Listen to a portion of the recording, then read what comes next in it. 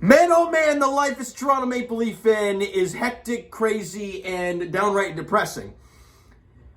And the Leafs just emotionally destroyed us in so many different levels today, but found a way to win the game, and we're like, hey, why does this have to happen this way? It reminded me a lot of that St. Louis game. You know, you get up and you're feeling good, you get that good start, you got a 3-1 lead, you're feeling great, you blow it. And it's not like the Leafs. Like, I'm not going to sit here and say the Leafs played a bad game today because they flat out dominated the Ducks. They outchanced the Ducks. They outshot the Ducks to all heck. I mean, in all aspects, the Leafs should have won this game in regulation by a lot more than a 4-3 shootout win. But it took that. And John Gibson was incredible. He was absolutely incredible. But of course, he was that incredible that...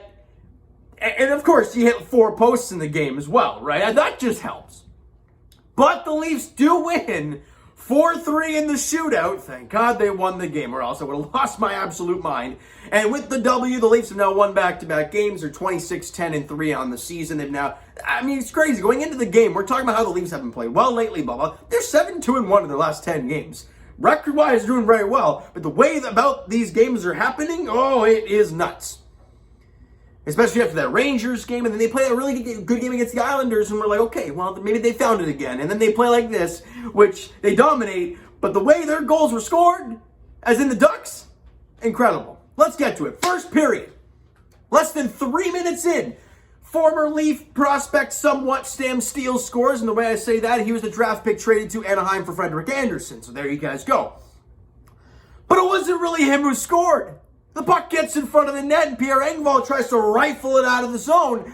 It just hits Jason Spezza in front and goes in. Of course it does. Now you're down 1-0 early on in the game. That goal was unassisted, obviously, but it was really Pierre Engvall assisted by Jason Spezza, but it was a Sam Steele goal. Less than 3 minutes in, we're down. Leafs get a power play, and don't do that, because lately they've been absolutely ridiculous, and you saw the way they were moving the puck around. And who scores from the power play? Mitch Marner, having like 2 years without a power play goal.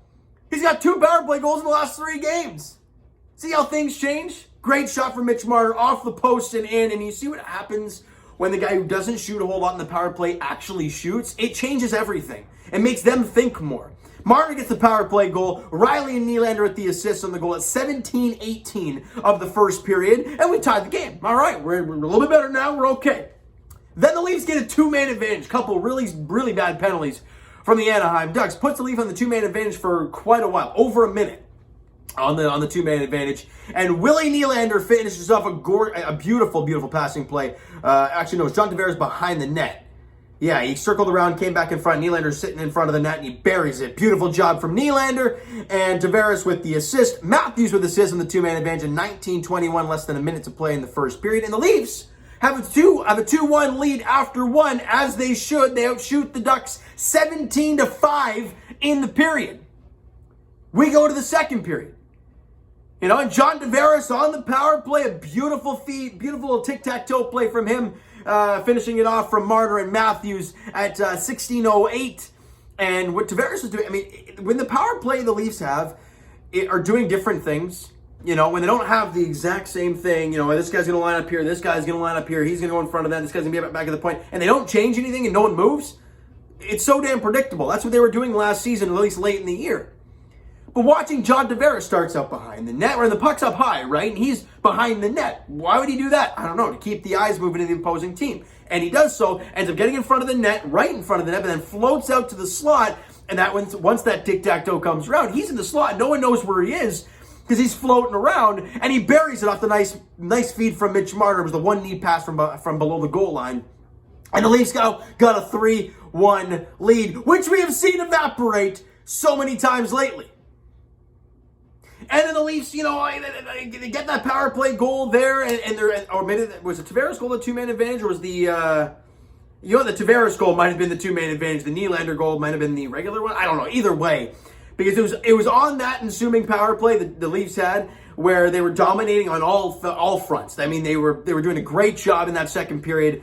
And then Silverberg comes out of the box. It must have been the 2-man advantage, because he comes out of the box, and they got a 2-on-1 just as the penalty expires. So who's coming out in the 3-on-1 now? Silverberg, and he just rips it past Jack Campbell, and we're like, so hold up a second. The Leafs dominate the 5-on-3, right? They dominate it.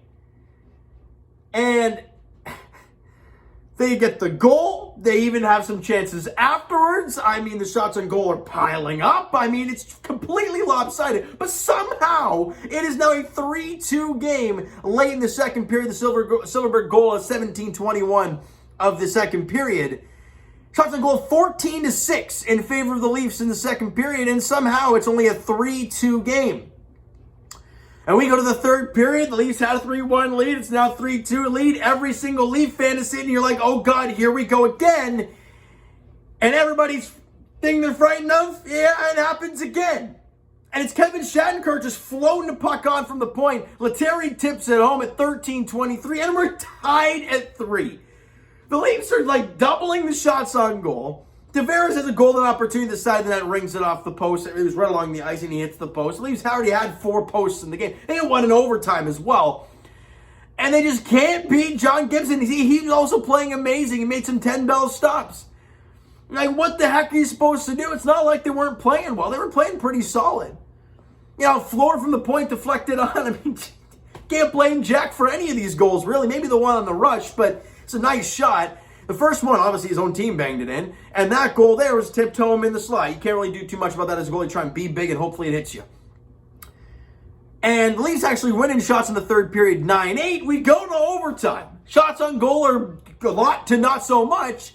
And it's a 3-3 hockey game going into OT. And in overtime, the Leafs dominate zone time. They get 4 shots to their 1. And I don't know how many times that John Gibson makes some 10-bell stops. And the one chance that, you know, Getzlaf almost went flying into his own goalie, Matthews missed the net on that shot. So that would have been another attempt.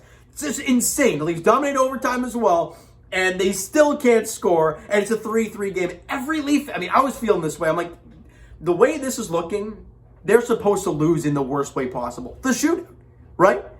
But no, Spezza and Nylander score in the shootout. Jack Campbell makes the final 2 stops of the over the time. But the one goal they scored in overtime was a squeaker through Jack, and I'm like, it's just fitting for this game, the way this one was going. And they found a way. Jack Campbell made a couple stops in there in the shootout to win the game and to secure 2 points against that Western Conference team. Thank God. The Leafs outshoot them 44-20. The special teams, they were 0 for 2 in their power plays. We were 3 for 4 in their power plays. So we dominated the shots on goal. You only allowed 20 shots on net. They didn't score in any of their power plays. We scored 3 of the 4 power play goals. Then somehow you just won in the shootout. The hockey gods are a crazy thing. And this is why hockey is such a great but very stressful sport, is you never know, no matter if a team, the better team doesn't always win. The Leafs should have won this game like 5-6-1. You know, that's the way it should have been in the game. But alas, it was a 4-3 shootout win, and it's not like we were playing a divisional team and needed to gain points on them. It's a Western Conference team. You got your 2 points, move on. But the Leafs did play very well. Jack Campbell, 3 goals on 20 shots. Not the greatest stat line, but if you look at the 3 goals, you can't really blame him too much for this one. He did make some big stops and did get the 2 saves in the shootout to secure the 2 points. So you got to give him that, all right? Now, key players in the game, Tavares had a goal and an assist, Marner with a goal and an assist, Nylander with a goal and an assist, and Matthews with 2 assists. The big guns got it done, obviously, because you had 3 power play goals, and those are the guys on those power plays. So they got the job done. They did a great job there, and you secured 2, you move on. The next game for the Toronto Maple Leafs, though, is on Saturday. I mean, they haven't played a whole lot this week. They played last Saturday, and then they play the Wednesday game, then they play on Saturday again. So quite some time off, but it's good because the practicing, you see what it did in the power play? Yeah. So, only some more practices for the Leafs until Saturday as they are in Detroit taking on the Red Wings. All right, 7 o'clock puck drop there on Saturday night as the Leafs look for their 3rd consecutive win. And to, I wouldn't say make their playoff position even better, because I think Detroit's that one team that's like just out of the spot, but it's like, it's a sizable gap between the second wildcard team and the first team that's out. It's quite a big gap, and I think Detroit's that team. So you can just kind of put some more breathing room if you want there. Either way, you want to go out there and play a full 60 and win a game in reg. That's what you want against Detroit. All right, so you know what, guys? That is going to do it for this one. If you enjoyed the video and You like that the Leafs got 2 points. Let's put it that way. Smack the like button. Do appreciate that. Hit the subscribe button. You guys not already, comment down below thoughts on the video, thoughts on the game. Would you like, would you not like from today's game today for the Toronto Maple Leafs? The Twitter link is down below, so follow up, send me a DM. Do all that great stuff. Also, the Instagram page is down below, so follow up there. You guys are not done so already. And I will talk to you Raptors edition very shortly. They're in the fourth quarter right now against the Chicago Bulls. Looking to pull that one out. It's going to be a tough one on the road, though. I don't know what the score was. It was down 9 at the end of 3, so we'll have to see. But for the Leafs, their next contest is on Saturday against Detroit in Detroit. 7 o'clock puck drop there. Thank you guys so much for listening and watching. I hope you enjoyed the video. We'll talk to you guys then.